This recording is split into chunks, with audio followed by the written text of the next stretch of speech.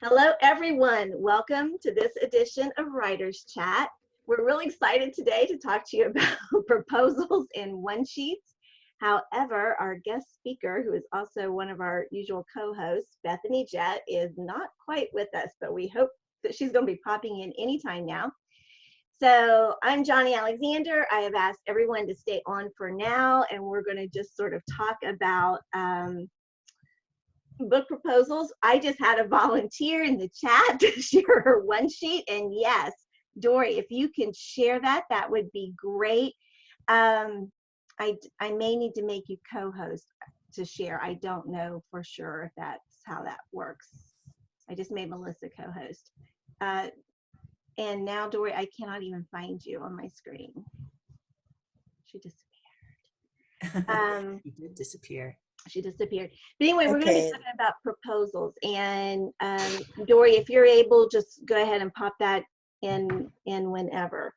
So just the basics. When you are shopping a manuscript to a publisher or to an agent, they expect you to, of course, have a proposal. And there are certain elements that almost every agent or publisher is going to want, and then there are some elements that maybe specific agents or editors want. So I know when I was doing this several years ago, I looked at all the agents that I wanted to target and kind of made a list of what they were asking for. And the one that asked for the most different things was the person that I did that one first. And that way, thanks Dory, that way when I was doing the proposals for the other agencies, I already had those elements and I could just pull and, you know, copy paste and make them that way. So that may be just one little tip. Just kind of know who you're going to target, go to their websites, look and see what they ask for, try to follow what they ask for, try to give them each of those elements in the order they ask for them. And then, you know, you can, for each different agency, you're going to want to tailor that. So for a fiction proposal, and actually, okay, let's say some of the elements common to both a fiction and a nonfiction. You're going to want to have a bio in there. You're going to want to have some kind of writing history or like your experience, that kind of thing. You're going to want to have a section that tells what the book's about. For a fiction, for a novel, it's going to be like a back cover blurb kind of thing, and then you're also going to have a synopsis. And then for the nonfiction, you're going to have, again, something that might be like a back cover type blurb, just to really grab attention.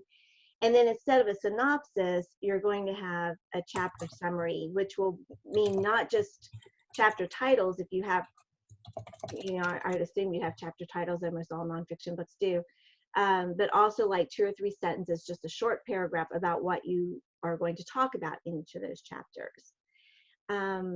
With both of them, you're going to have then about 50 pages, about 3 chapters that you're going to send, that you're going to attach to the end. So for a novel, you're going to have the first, let's say 50 to 55 pages. You do want to stop at the end of a chapter though, so don't get so hung up on the page numbers. Just make sure you stop at a good place. And then with the nonfiction proposal, you're going to want to do you're going to want to do 3 chapters. I think you would definitely want to do the first one, but some of you who write nonfiction, do you do your best 3 chapters, or do you do the first 3? I mean, you want all your chapters to be really good, but you know, really, has anybody had an experience like with doing, Josh? Yeah, so what I've been told with the different agents and publishers that I've talked to is that the default is the first 3 chapters for nonfiction, not your best, because then, like what Bob Hostetler told me, was then he wonders what I'm hiding in the first 3. That's not good. There are specific publishers that will say choose your favorite 3 or the best 3, but unless they specifically say the best 3, you want the first 3. Great, great. I appreciate you sharing that then. So yeah, so that's the advice we're going to go with on here then.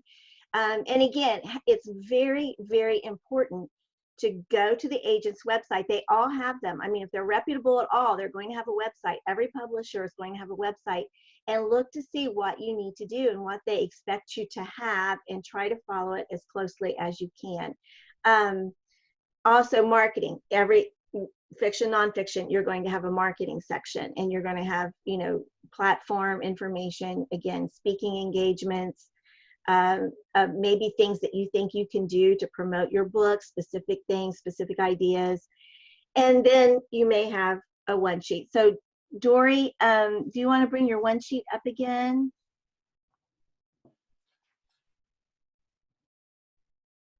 If your book is a devotional, what do you share? If it's short, I would choose, I mean, I don't know. I guess it just kind of depends on how long, but if you're going to have even like what most devotionals have, anywhere from what, 30 to 100 to 360, depending if it's one day a year, I would do a significant number of them. You want to make sure you give a good representation of your writing. But so again, I mean, I would shoot for at least maybe 30 to 50 pages. I don't know, Bethany may have more experience on that than, I mean, I've never done a devotional, so I don't know. So we'll ask her that question too.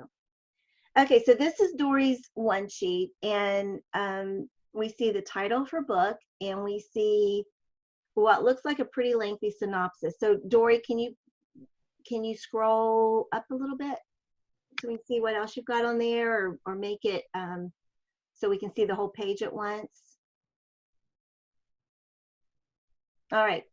So, okay, so there's some good things to this, because she's got a cute little picture of her. So that's really good, because that way, especially if you've given this to an agent or an editor at a conference, it's great to have your picture on there, so they're going to know who you are, right? And they're going to be able to match the proposal and say, oh yeah, I remember meeting that person. She's got a short little bio, her website and her email address. That's great to have that contact information. If you have an agent, you would want to include the agent's name on there. And she's got a nice little graphic that goes along with the title. Okay, here's what I would do different. I would have that title big and bold like that up at the top, so it's right there, and maybe that little graphic right at the top. And without reading your blurb, it's just, to me, too long. Like the one sheet needs to, you want to have that kind of thing where they're looking at a almost like a mini poster, okay? And our eye, I believe, tends to travel from left to right, back to left again. And so, like, if you had your title here in that nice font that you chose, and that's fine to have it, you know, to choose something different. The text needs to be in Times New Roman, because that's what people are used to reading. So don't get real fancy with a lot of fonts in the text itself. But you can choose something fun for the top. I would put that. I would put your graphic up here, or some people have done like almost like a watermark, so it goes behind the whole page, and that can be really impressive and look really cool. But I think it's nice if you have that text broken up, because right now when I look at it, it's, first of all, it's just like a bunch of text, you know, and then the stuff at the bottom. So Dory, I mean, you know, thank you for your courage of showing this just on the spur of the moment like this. I really appreciate it. I think your bio, just again, just by looking at it, not really reading it, I felt like your bio maybe should be a couple lines longer. It just seemed like it was a little sparse. Just again, but I'm just looking at blocks of text. So anyone else have any? I have one if you want to see it. Okay, well, okay, fine. Yeah, I'd love to, but comments on Dory's. Does anyone have any comments on Dory's? Even if you just, Dory, if you just took the text and put it into 2 columns, it would look less intimidating. That's someone told me one time in design, don't go all the way across the page with anything, unless it's a banner. That your eye works better in smaller chunks, and that's what I've done with mine. That's right. Okay, well, let's look at Rhonda's, and then Josh has also volunteered to do one for nonfiction. And I mean, I love that you guys are just doing this. This is really cool. Okay, can you see? Yes. what I've got? Okay.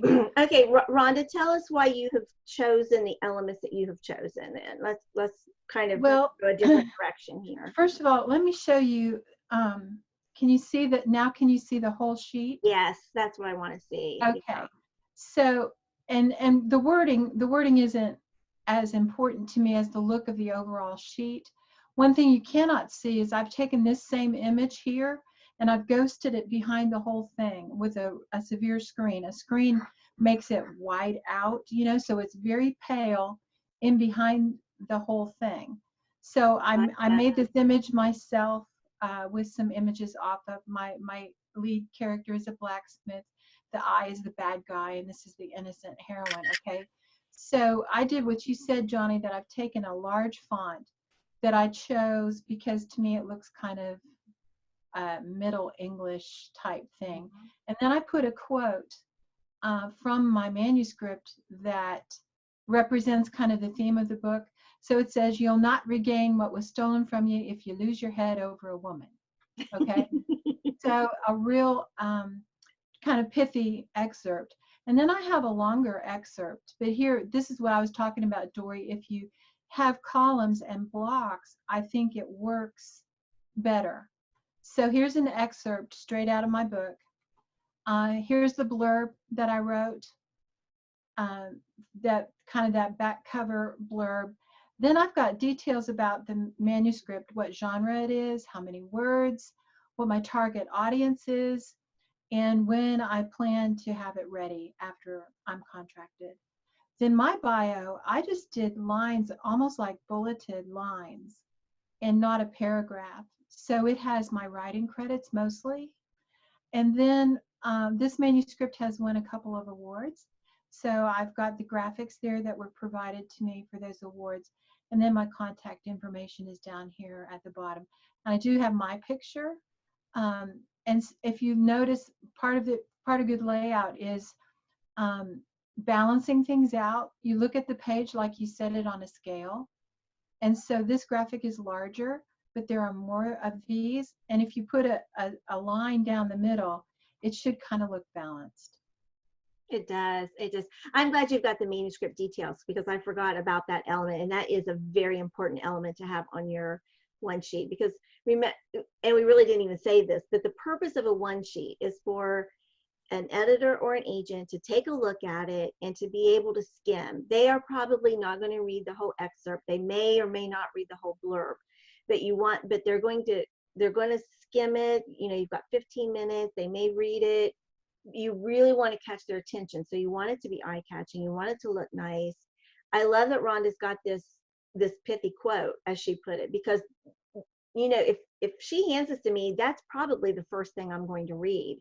And if it amuses me or, you know, touches me some emotional way, and it did, you know, then I'm going to have that little shot of endorphin, right? So I'm already feeling good towards her, towards what she's handed me. And then look at the other. And then the manuscript details are really important because, you know, this is part of doing your homework. You want to know that this agent or editor represents or is publishing the kind of work that you've got. You want to know, this will tell you the word count. If this is historical, so say that she put, I've got 150,000 words. The editor or agent is going to know right away that Rhonda probably doesn't know her market very well or her genre, because historicals can get up to 100, maybe 110, 150, probably not. And that's a matter of economics. It's a matter of, you know, the printing costs and all those kinds of things. Yes, there are people who write big tomes like J.K. Rowling's and the Harry Potter books, but those are exceptions. They're not the norm. So you want to, so this giving the correct word count shows that you know what you're talking about. She's got what your target audience is there. That's really good. And delivery. Now, do know that if you're writing a novel, it should be done. And you may, like, if you get a contract, you may want to have time to, like, spiff it up, do another edit, whatever. But anymore, didn't used to be the case, but now for a novel, it needs to be done. Not so much for nonfiction, because sometimes the editor will want to work with you on the scope and on some of those chapters, and to make sure you both are got the same kind of vision. So there may be some changes with that. So they don't necessarily expect you to have the whole kit and caboodle. The Okay. other thing I'll say, point out real quickly as far as design, and I have studied some design, so I feel a little bit of expertise here. I've got my titles in a contrasting color, and I've used several different fonts. So my title of my book is in one font. The titles are consistent in other, but then my name I've got in this beautiful kind of script. I like that. And that's called Alex Brush, by the way, and it's free on 1001.fonts. I like it. And it's just a real nice contrast to keep things visually interesting. Yeah. Okay. And to have the color too is nice. And so, you know, it's eye-catching to have that. So that might be something you want to look at. Yeah, and I'm glad you said that about the fonts too, because again, it's like Ravenwood. I mean, putting it into a font that it's just going to give the feel of the story, and then the headings. But again, the text, keep the text in Times New Roman or something very, very easy to read. Okay, don't get crazy with that, and make sure don't have every text thing in a different font. So. All right. Is Bethany on here? Bethany's here. Okay, Bethany, I don't know where you are, but we're going to let Josh do his one sheet, and then I want you to come on and do what you're going to do. Bethany can do her thing. I was just trying to No. Let's go ahead. I want to. We've done 2 fictions. Let's do a nonfiction. Plus, I don't want to do mine after Rhonda. We should have made Rhonda go last. No, I guess the one thing I would point out. How do I do the? Oh, here we go.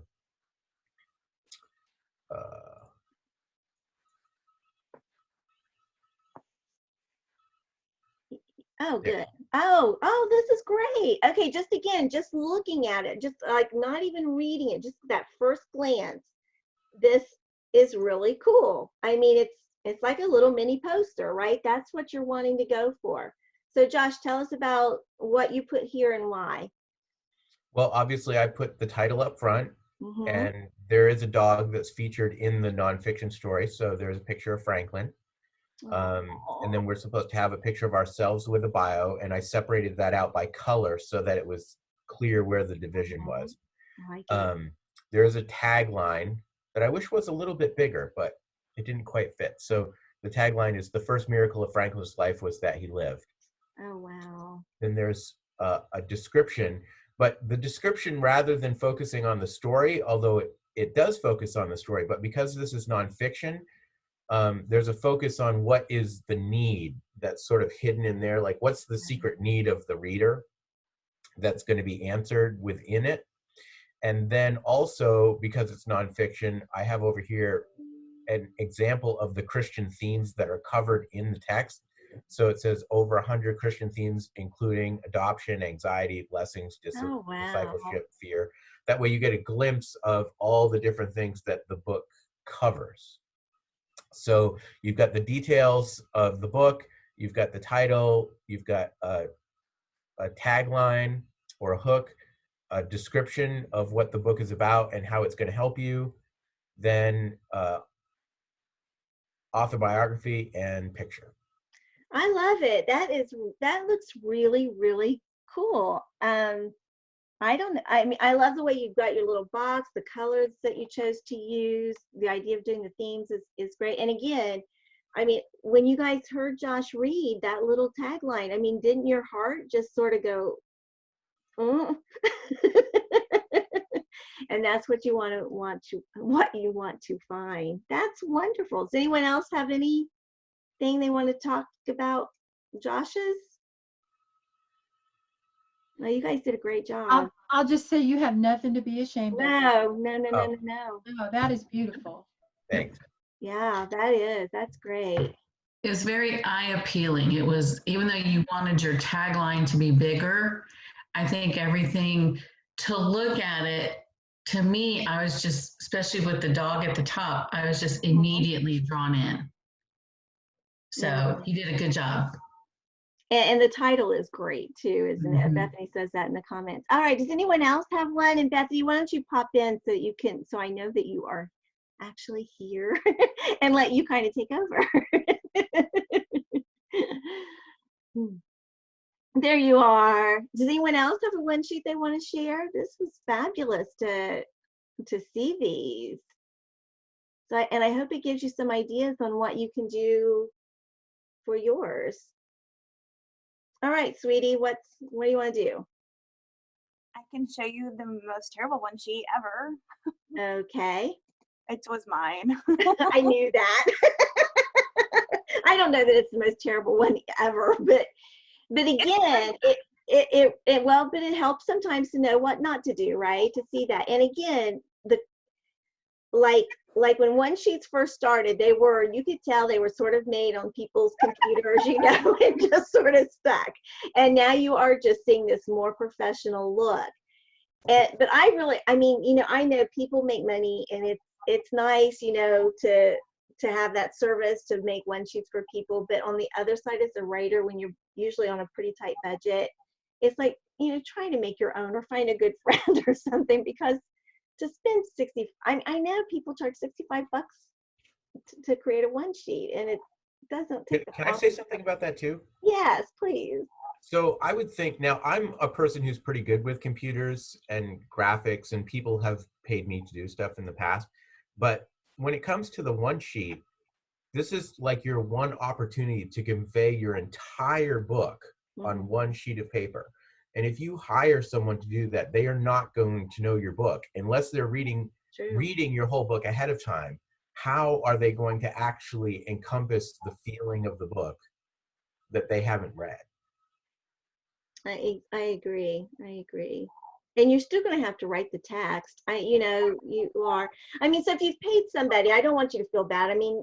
We all have our strengths and weaknesses and on all of that. But it's just like, I don't know. I just feel like there's better places to put that $65. Catherine is very patiently going, me. I have a question.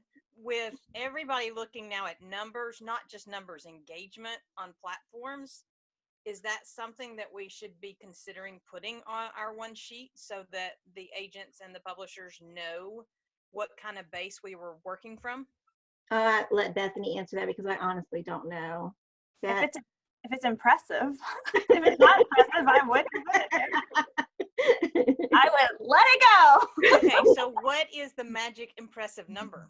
It depends on the house. So there's some of the big publishers are looking for 100,000 people collectively on the platforms. I don't know the engagement rates, but they're going to be looking at, if you're getting 200 likes and you've got 100,000 followers, it's not good, right, percentage wise. So if I had a smaller following and higher engagement, if my percentage was up, I would probably be looking for, what I might do is I might say average engagement on Instagram is 2%, and I'm at 4%. And then not tell them my specific numbers. I might just so like I've got a girlfriend whose average engagement on Pinterest is 1 million. That I would put. Sure. A friend, Catherine? No, I have a friend. It's not me. A friend. All right. Well, I would brag on that number, believe me. I have that number written on my face. Okay, Bethany, one of the questions we don't, because everyone's doing stuff we don't want to get away from is, or maybe Josh or Rhonda actually would be good to answer this, is ideas for programs to create one sheets. But Bethany, why don't you go ahead and bring yours up? People have talked about using Canva. I have a hard time. I love Canva. Yeah, some people get it. I do not. I use Pages on my Mac. Yeah. Rhonda, Josh, what did you guys use to create your? I have a professional design software because I do this so much. It's Adobe InDesign, which if you've never used it before, I don't recommend that.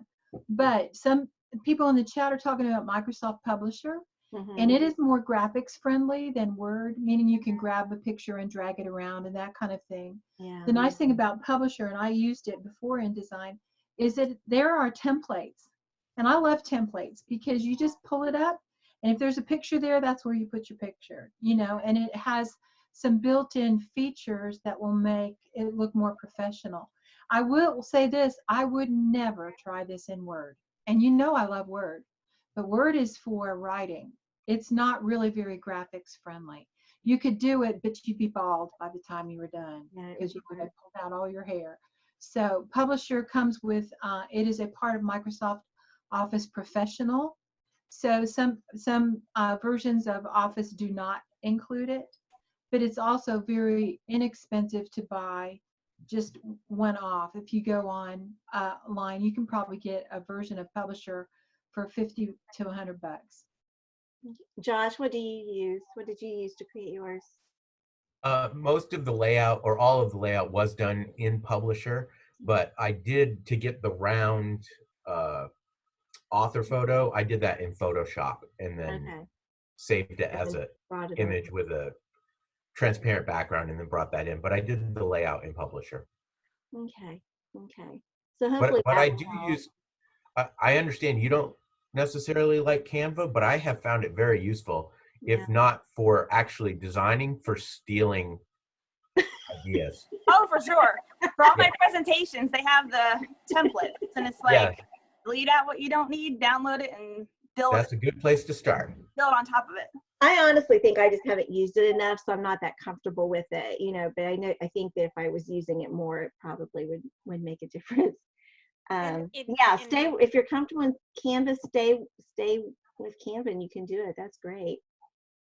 If you are comfortable using Photoshop and making your images, dropping those images into Word is not, you can do that and still make it look like a professional if you're comfortable with working with Photoshop, because you can save those images and move them around on the page pretty easy.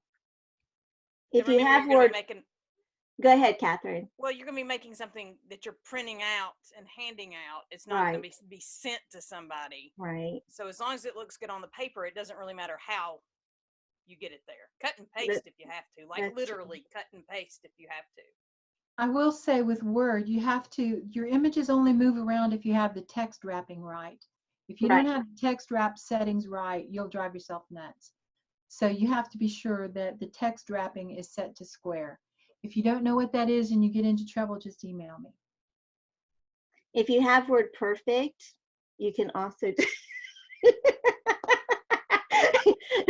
I used to make really good design things in Word Perfect back in the day. So I'm afraid I've missed a couple questions. If I have, please type it in again because I was talking, so I wasn't watching. I think Doug had a question and now I can't find it. So Bethany, I'm going to turn it over to you while I sort of scroll through here.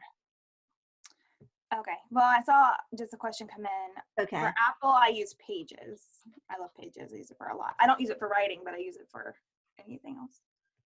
Okay, well, I guess I can show you the one sheet. At my first writers conference, I just didn't know what I was doing. I had no idea. I was just looking stuff up online. I was not in this world. So I couldn't find the original, but I found the one that I had made yellow blocks of text on as like a correction kind of thing, like a tool, teaching tool. So that's what I've got here. So I don't know if y'all can see it so bad. Yeah, I think you've shown us this before, but this is great. It's really terrible. Now, Bethany. Yes. It's better than not having one. Well, there is that. But I will say, I look back at it and I'm just like, ugh. Okay, so here's what could have been better. Is this big on everybody's screen? Or should I zoom in?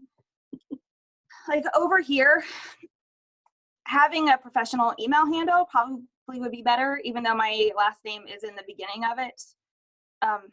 But you don't know what you don't know, and I didn't know that I needed one. So that was that. There's a lot of white space, which is good, but the fonts are a little bit crazy. And I'm like, is this 2 titles? I don't even know. Like, there's a colon in the subtitle. Like, who does that? I don't know. And then you got a little bit of a blurb. It's not a professional headshot. I don't know why I put those borders in, but I was just trying to break it up. I put an excerpt, which I don't really think that you really need to have, and then a bio. And the bio is really long. The spacing is wrong. It's just It's crazy. But I think to Catherine's point, and this is what I want to say about one sheets, it's just a tool. Like, it is just a tool to kind of break the ice, slide it across the desk to the person you're pitching. And the whole goal of the one sheet is for them to ask you questions. So they can get some basic information. Like, I have nonfiction and a word count. 45,000 words is probably, maybe today, fine, but in 2012, it was probably a little low.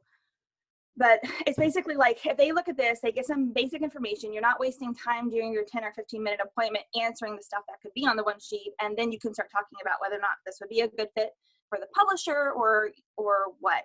So I did a correction on this, and I'll pull them up side by side.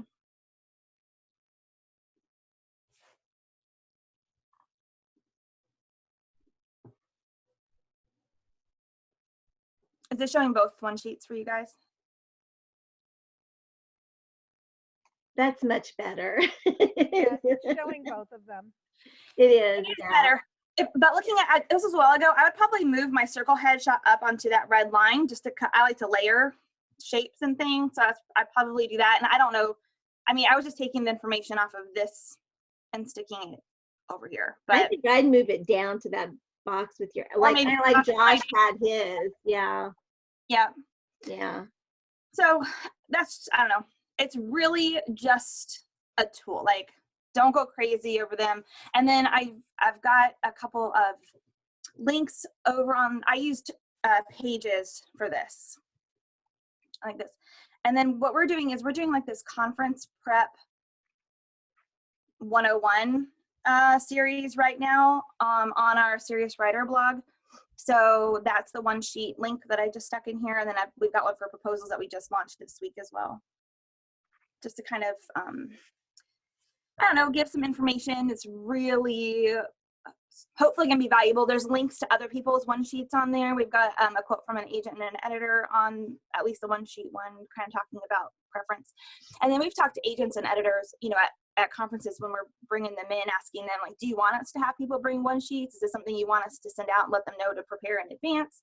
And it's always split down the middle. Some people really love them because it gives them a way to connect with the author or the writer across the table from them. And some people are like, no, I hate them. So we haven't found a consistency across the board. So we always just recommend having a few with you just in case. And at the very least, I think it makes me less nervous when I can just hand them something and I don't have to explain.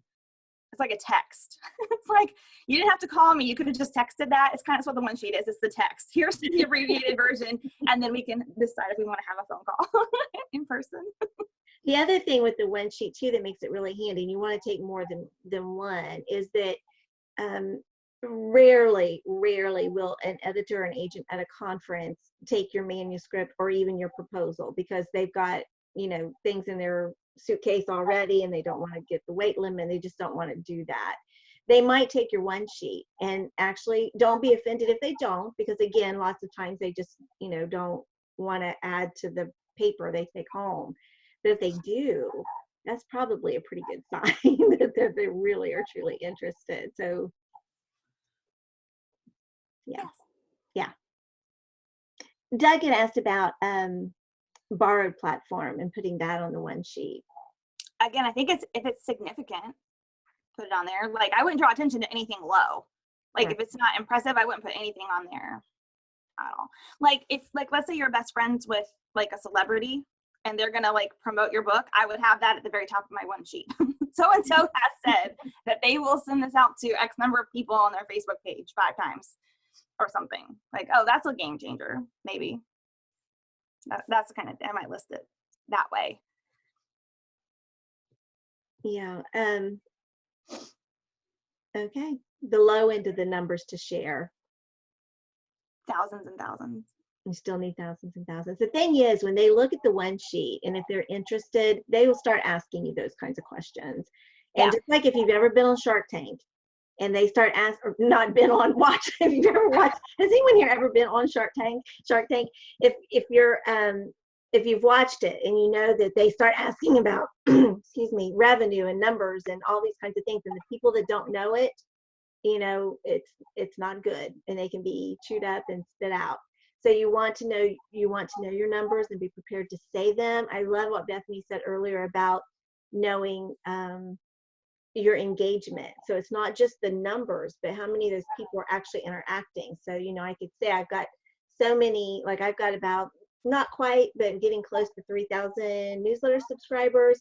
And I have about a 28% to 32% open rate. So that's what I would want them to know, because I think that's either average or maybe even a little bit above average. I'm not sure. But those are the kinds of things that you want to be able to say. Yeah, you're just trying to get the conversation started here. So I would let them start talking about numbers, because if they like you and they like the book, some publishers are willing to overlook smaller numbers because they're looking at the bigger picture kind of thing. And Leslie asked what an open rate is. That's how many people clicked and actually opened the newsletter, like that you got it in your inbox and you actually read it, or at least opened it.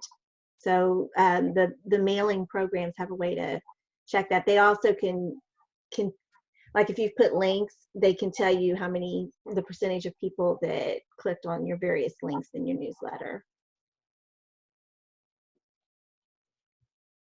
All right. Bethany, do you want to answer some of those questions while we're recording? They're answering in the chat. There was a question about putting endorsers on your one sheets, and like this is something that definitely needs to go in the proposal. So like this might be a good transition to proposals as well, because really you're just pulling like the highlights from your proposal into your one sheet, and you may not even have a proposal ready for the conference. Maybe the one sheet is all you have. If it's an okay, so here's the thing: an endorser only works for you if they're going to do something. Like if they're just sometimes putting a name on the cover helps, but a lot of time, unless they're sharing the book too, there's not really this like big return of sales that you would expect. So it's really more about if they're confirmed and they're going to do that, yes. And the next question is, can you share? And then starting to put their numbers there too, like making it kind of easy for them. And it's good to have they want endorsements, right? Like it does matter. It does add credibility to your book too. I mean, if someone doesn't know you, but they see 5 people on the cover that they respect in the field, that means something. So endorsements really need to also be relevant to your topic and to the that specific industry. And so if you're working on novels, I'd be looking at organizations that are around the same themes that you're writing about and getting their endorsements, because obviously if they're endorsing a book and they're not authors or other writers that they're really committed to a cause, the likelihood of them maybe even picking the book up, selling it, talking about it, putting a newsletter makes a lot of sense for them, because you're kind of coming alongside and partnering with them on this topic and this issue and giving them some, credibility, not credibility, but notoriety. You're sharing their stuff. So it can be kind of a win-win, but I mean, organizations are a big deal to get people high up to endorse and then help promote. I lost the questions. Well, Rhonda asked, when a publisher says, send it to me, do they want the full manuscript or just the proposal? You probably would want to clarify what they want. They may just want the proposal. Like, again, years ago, that's what we had to take with us. We took the proposals with us to conferences. Now it's like you take the one sheet, but it doesn't hurt to have a proposal in your back pocket just in case somebody is really, really interested. They probably are going to want to see the proposal, because they'll get a sense of your writing from that, and then they'll ask for the full manuscript if they want to pursue it further. So, Mom, for fiction, how many chapters do you put in that proposal? I put 50 to 55 pages. You do pages? I do pages, not chapters, because some chapters, of course, are shorter than others. So, and with fiction, I think it really varies. I think with nonfiction, don't you usually try to have a pretty consistent number of pages per chapter, just so the book is balanced? I mean, I do. Not exact, but close. A range, yeah. Yeah, but I think with fiction, you might have one chapter that kind of goes on. My chapters usually are from anywhere from 8 to 12 pages, though some of them will be shorter. So yeah, I do about 50 to 55 pages. And we talked about this before you came on, and make sure that you end at a chapter, you do not end in the middle of a sentence because it said 50 pages and you say, oh, I can only send 50 pages. Do not do that. End at a good stopping point. We've talked about this about contests too, same thing. stop at a good stopping point, even if that does mean that you didn't get to add an extra page or whatever. You know, you don't want to end at the end of the middle of a sentence, or just leave people hanging. Dory said her brother's a TV personality, but he's in an unrelated field. If you can find a way to tie in something that where he'd be able to promote that, I would definitely list that in the proposal for sure. And he knows other people is the thing too. It's like, who does he know in that, in your, that would be in your area or in your field that is also a TV personality. So. And then Josh said he's gotten endorsements pre-book. That's a smart thing to do. Some people won't, like they'll want to see the book before they commit to an endorsement, which is fine. Just, you have to send the manuscript later. But if you're working with a publisher, they want to know the names of the people that you're contacting for the endorsements. Like they ask you for that list. And so you can just put, okay, I've got confirmed, all these are confirmed, and then we're going to go after there. And sometimes they can help with that. Sometimes if the publisher hires a PR person, they have contacts and sometimes they will send those requests. It just depends on what they're going to do for you. Because sometimes having someone else send something on your behalf is a little bit easier. It just depends. That's all dependent. Okay. Other questions or anything that we missed in the chat, please let us know. Bethany, did you have anything else you wanted to share? About one sheets? Or proposals, either one. I mean, I can go through, I don't know how much time we have left, but like I can go through a proposal quickly. Okay, why don't you do that? We've got about 10 minutes till 11, but we didn't start till like 10 after. So I mean, I think we're good. So well, I appreciate you guys being patient with me. Sorry I was late. Oh no, not a problem. We just rolled with it. I'm glad. I knew you would.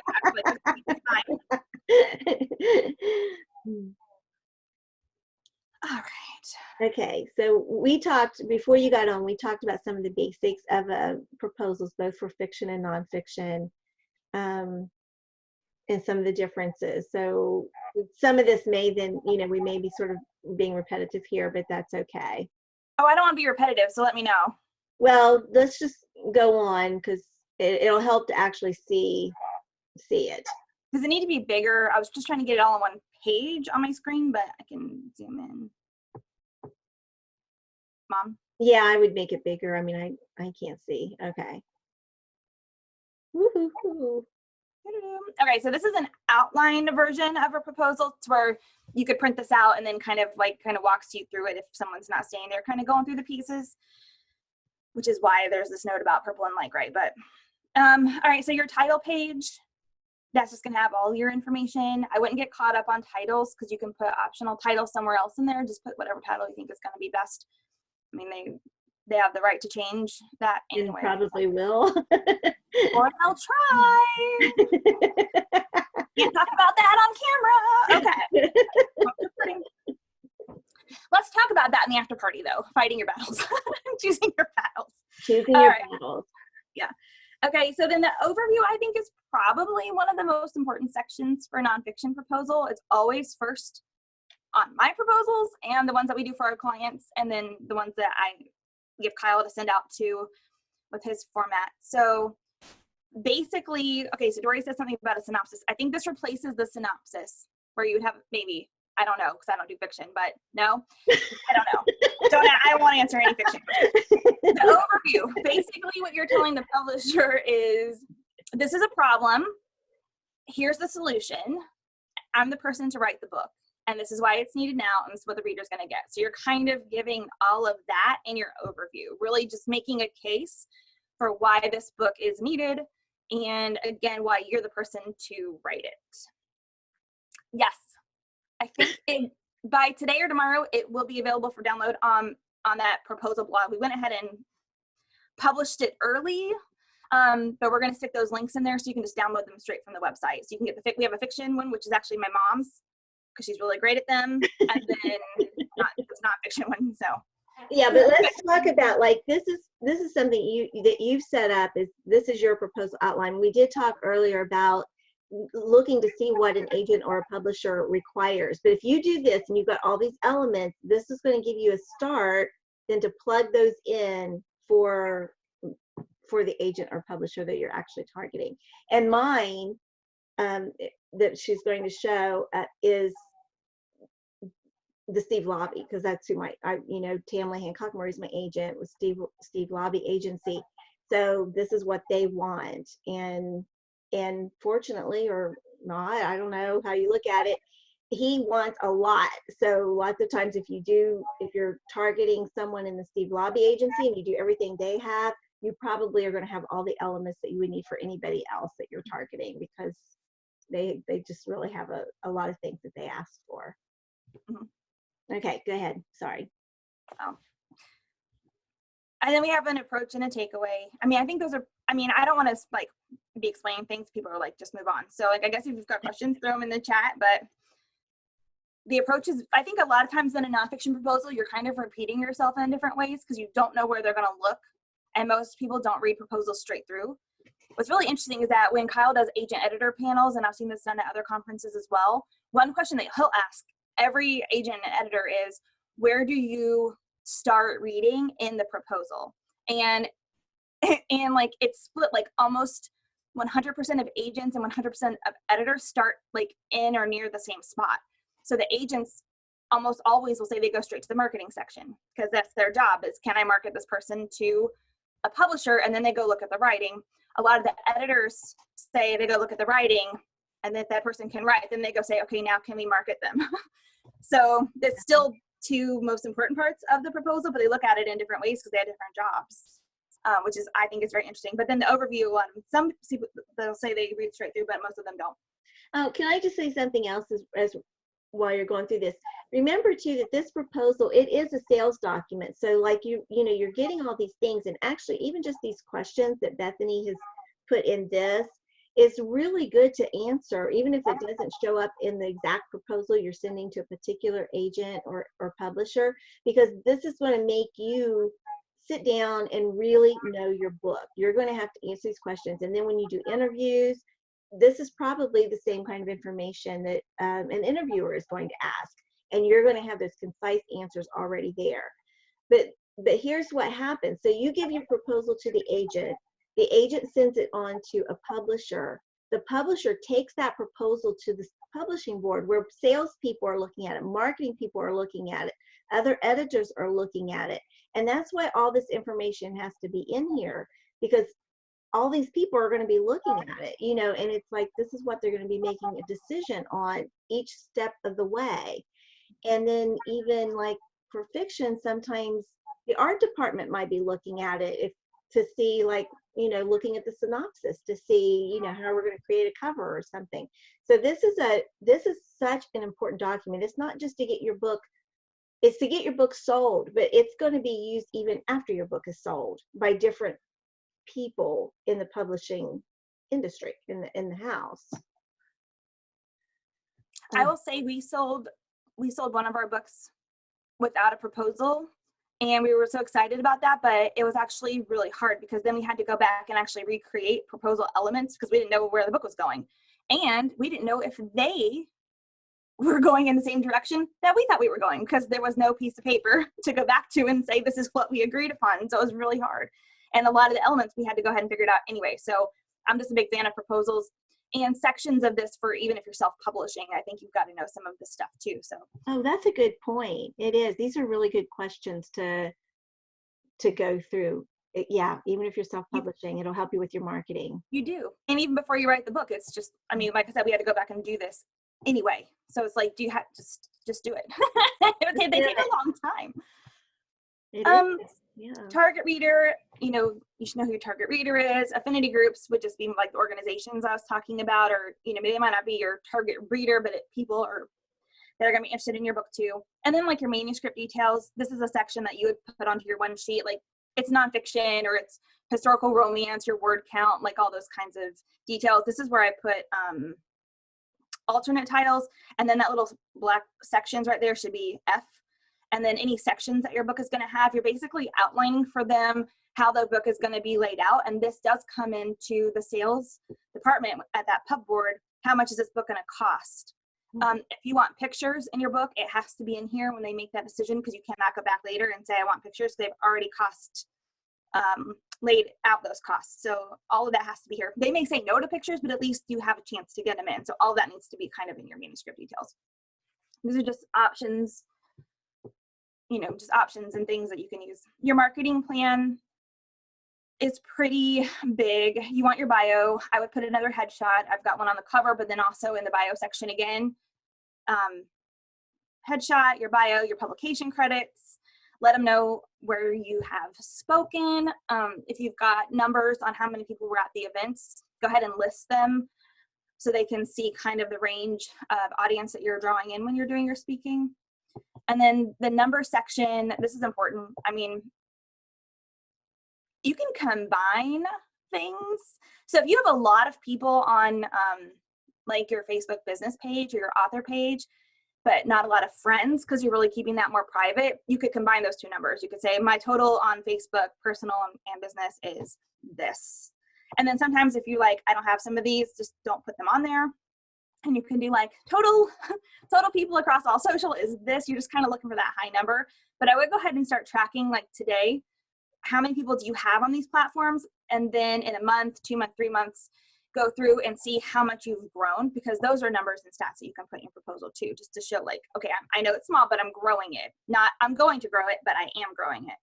And I see people put in proposals all the time, things that they're going to do, or they'll say is willing to do, and that's fine. But if you don't have anything that you've done or are doing, the willing part basically kind of says, if you give me this book deal, I will then do this. And it's kind of like, well, I've already got people.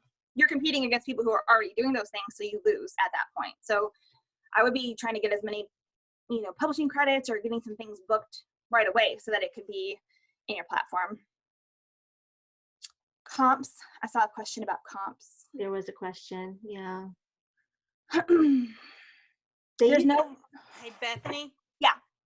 Something writers don't think about is your social media conferences like WordCamp, and there's a craft content in Nashville. They want people that do content writing to come speak. And so it's a great opportunity to get some speaking credits. And the WordCamps will video you. Most of the WordCamps will video you. So you'll have that option too. That's a great idea. I want to know more about that. Yeah, all those things. There's really no way to tell how many books a book has sold. So when I'm looking at comps, sometimes on Amazon or Goodreads, if it's hit a list, it'll say that. Like someone will update that description, usually the publisher, national bestseller, USA Today or Wall Street, whatever. So if that's on there, sometimes I will list that in the comp. But you don't want to put Amazon rankings because they change all the time, and so they don't really matter. And the Amazon bestseller list is a great resource for comps as well. So if you can figure out what category and then subcategories your book might be listed in, go check and see what the top 100 books in those categories are. And I would maybe look at those to start finding comps as well. And Goodreads is a good place for comps too. There's no way to know how well it's selling though.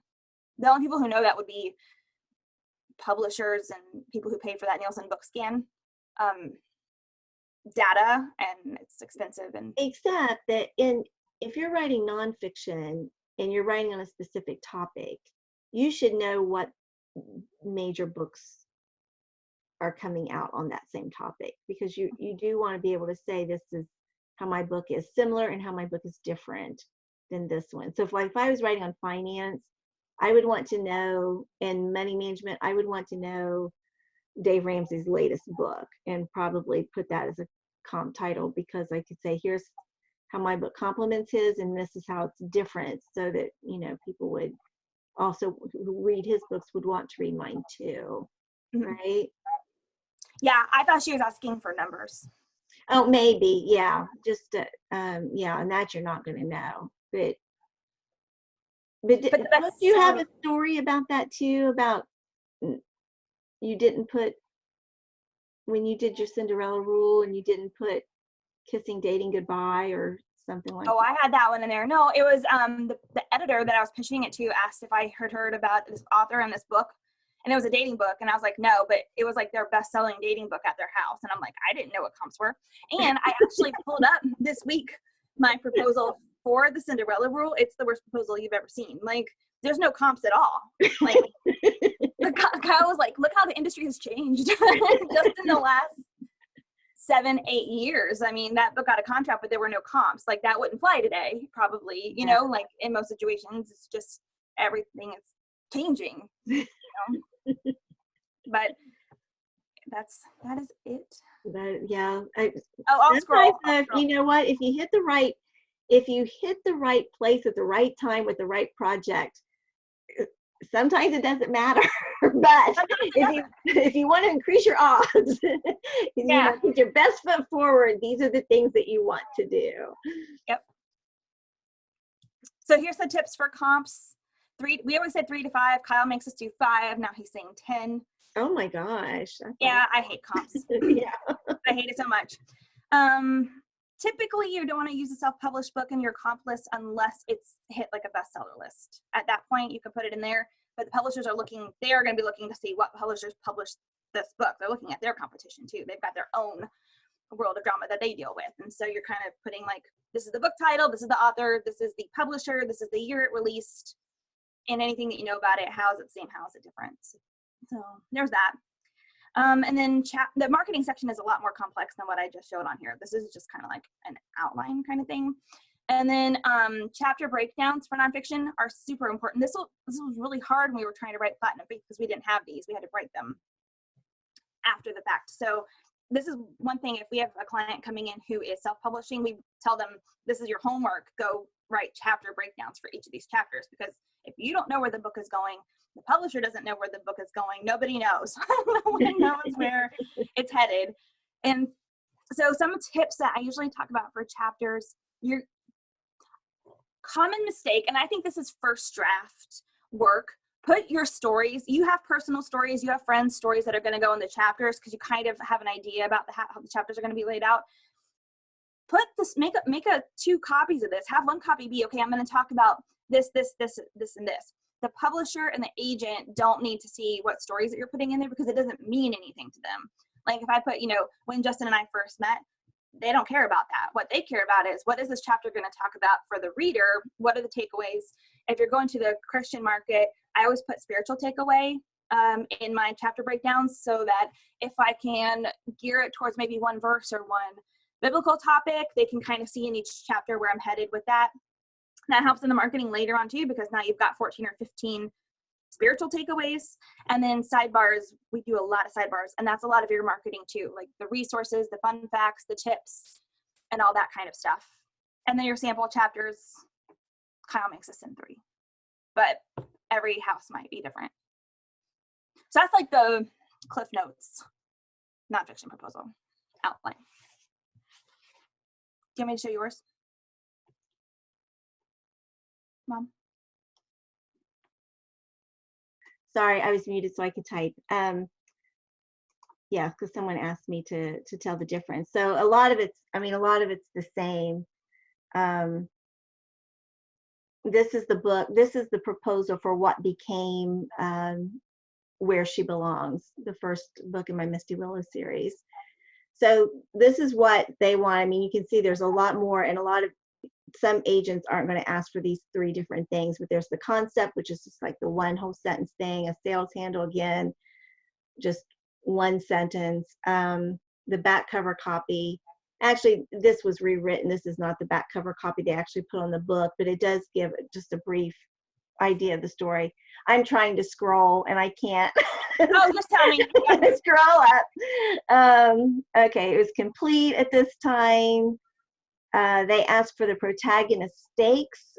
Again, this is really good to have them, you know, a year later when you're doing interviews and the book finally comes out, you know, to be able to go through this and kind of refresh your mind and all of that. This is probably longer than what I would do now. I would probably have a much shorter section there. The audience, the takeaway value, the comp titles. Comps. And you can see, like, so what I did on this is I had like the first paragraph is a little bit about the story. And then the second paragraph is how my story's the same and different, you know, how they're similar, but how it's different too. Okay. Up. I was typing, I'm so sorry. Special consideration. I'm not really sure exactly what they want with this, but it had won the bronze medalist, so that's what, you know, I put that down just as something extra. Possible endorsers, I did have names there, but because we do pass this out, I took that off. Marketing helps, and I did some stuff. This was back though before. Yeah, I think I had a picture there, and that may be why that's broken up. Where we didn't have to do all the platform stuff that you guys have to do now. Bio, and then the synopsis. So this takes the place of the chapter breakdown or the chapter summary. The synopsis, and a synopsis is a really hard thing to write, and they know it, and they will tell you that, but mainly what you want to do is focus on the main character. If it's a romance, the two main characters, what they want, what's keeping them from getting what they want, and how it's all going to come together. And you do not leave it as a cliffhanger at the end. You actually tell how you're going to end the story, because they want to know that you know how this story is going to end. I will say that, you know, if you've not written the story yet, I mean, it's easier to write a synopsis after you've written the story. If you've not written the story yet, it can be that the story turns out differently, and that's okay. It's not like they think it has to actually follow your synopsis all the way. But now, of course, usually you have to have the manuscript anyway done, so I guess that doesn't matter. But okay, I'm talking in circles. Series potential. I'm sorry, what? Here's your ending. I've heard the synopsis is the hardest part to It's write. really hard. Perfect. And you know what though? Like if you go to conferences, you ask people what they write, and if they're novelists, they tell you the whole book. Yeah, in the first line. They do, and you just need to be able to have it down. And this one was a hard one to write too, because there was so much family history and so much backstory, and it's really hard to write a synopsis and not put in all the backstory. So try not to do that. Just try to keep it focused on moving forward. So can you go down, just go back? So series blurb, there was the series potential, and I didn't have anything, and my agent sent it back and said, listen, let's try to do this as a series. So I had to sit down and come up with 2 story ideas that I had never even imagined I was going to write. And so I did just like 3 or 4 paragraphs, cover blurbs, and actually the third one was not at all what I wrote. I ended up writing a completely different story. So, and that was okay. I mean, I asked about it before I did it, and we talked about the reason, and it worked out okay. So then you go in, and I think there's just the first page here. I don't think this proposal has all 50 pages, because there's no need for it, because this is just a sample. But then you know, you would have your 50 pages, 50 to 55 pages of the manuscript too. So if there have been questions, I have missed them. Well, Rhonda says she's stalking Kriegel, and Catherine DeVries is going to be at North Carolina. And she is super nice and wonderful. Okay, well, why don't we, it's what time it, yeah, we've been going on for probably about an hour now. So why don't we have everybody come back on. Next week, we're not really sure what is going on, but be here anyway, because it's sure to be wonderful. And if you're watching the replay, we invite you to join us any Tuesday morning, 10 o'clock Central, 11 o'clock Eastern, right here on this Zoom link for Writers Chat. We invite you to join our Facebook group. Just search for Writers Chat members, like our Facebook page. We'd love to hear from you. And those of you that are here now, stay for the after party, and we'll see y'all next week. Bye-bye.